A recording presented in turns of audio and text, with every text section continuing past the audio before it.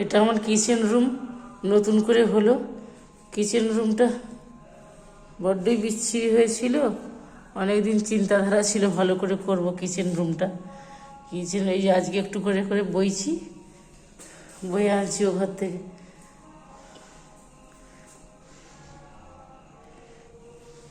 এই টেবিলটা সরে যাবে ও ঘরে, এখানে আসবে ফ্রিজ, একটা ফ্রিজ রাখা হবে।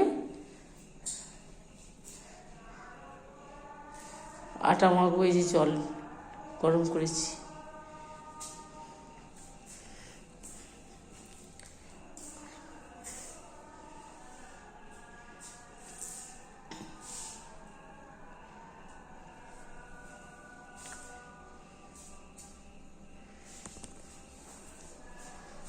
এখানে ফ্যান লাগানো হবে একটা, আর ওখানটা ওই দিকটা আলো লাগানো হবে।